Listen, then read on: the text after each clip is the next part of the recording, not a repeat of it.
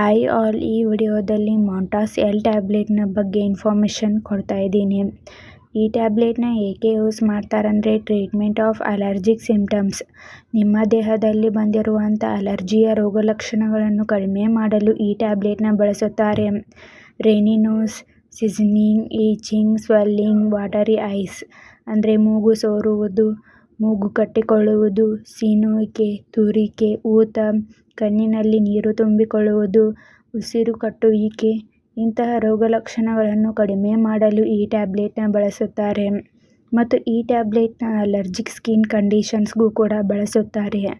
ಇದರಿಂದ ಬರುವಂಥ inflammation, itching, redness, ಇರಿಟೇಷನ್ನು ಕೂಡ ಕಡಿಮೆ ಮಾಡಲು ಈ ಟ್ಯಾಬ್ಲೆಟ್ನ ಬಳಸುತ್ತಾರೆ.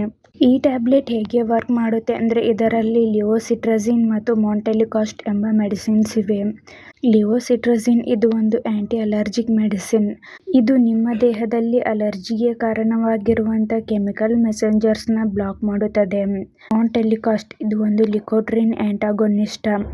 ಇದು ಮೂಗು ಮತ್ತು ವಾಯು ಮಾರ್ಗಗಳಲ್ಲಿನ ಉರಿಯೂತವನ್ನು ಕಡಿಮೆ ಮಾಡುತ್ತದೆ, ಹಾಗೆ ನಿಮ್ಮ ಉಸಿರಾಟದ ತೊಂದರೆಯನ್ನು ತಡೆಗಟ್ಟುತ್ತದೆ.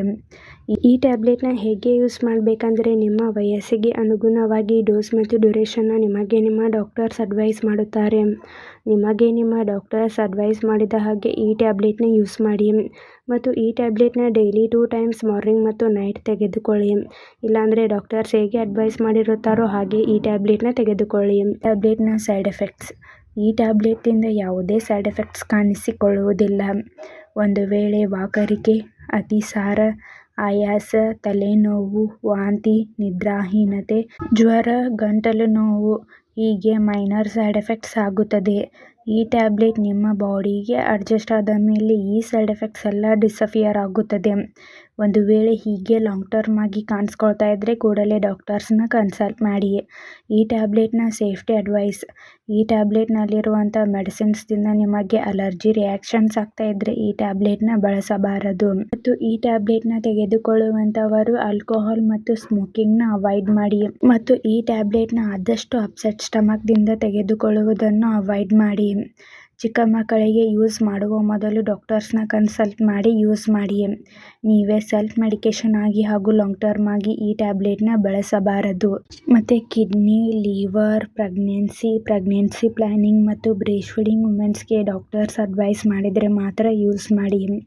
ಹಾಗೆ ನಿಮಗೆ ನಿಮ್ಮ ಡಾಕ್ಟರ್ಸ್ ಹೇಗೆ ಅಡ್ವೈಸ್ ಮಾಡಿರುತ್ತಾರೋ ಹಾಗೆ ಈ ಟ್ಯಾಬ್ಲೆಟ್ಸ್ನ ತೆಗೆದುಕೊಳ್ಳಿ. ಈ ಅಲರ್ಜಿ ಸಿಂಪ್ಟಮ್ಸ್ ಕಂಪ್ಲೀಟ್ ಆಗಿ ಕಡಿಮೆ ಆಗುವವರೆಗೂ ಈ ಟ್ಯಾಬ್ಲೆಟ್ಸ್ನ ತೆಗೆದುಕೊಳ್ಳಿ. ಮಧ್ಯದಲ್ಲಿ ಸ್ಕಿಪ್ ಮಾಡಿ ತೆಗೆದುಕೊಳ್ಳಬಾರದು. ಇಲ್ಲಾಂದರೆ ಮತ್ತೆ ಈ ಸಿಂಪ್ಟಮ್ಸ್ ಬರುವಂಥ ಚಾನ್ಸಸ್ ಕೂಡ ಇರುತ್ತದೆ. ಕಂಪ್ಲೀಟ್ ಫುಲ್ ಕೋರ್ಸ್ ಮುಗಿಯುವವರೆಗೂ ಈ ಟ್ಯಾಬ್ಲೆಟ್ಸ್ನ ತೆಗೆದುಕೊಳ್ಳಿ. ಮತ್ತು ಯಾವುದೇ ಮೆಡಿಸಿನ್ ತೆಗೆದುಕೊಳ್ಳುವ ಮೊದಲು ಡಾಕ್ಟರ್ಸ್ನ ಕನ್ಸಲ್ಟ್ ಮಾಡಿ. ಈ ವಿಡಿಯೋ ನಿಮಗೆ ಇಷ್ಟ ಆಗಿದ್ದರೆ ಲೈಕ್ ಮಾಡಿ, ಕಮೆಂಟ್ ಮಾಡಿ, ಶೇರ್ ಮಾಡಿ. Thank you.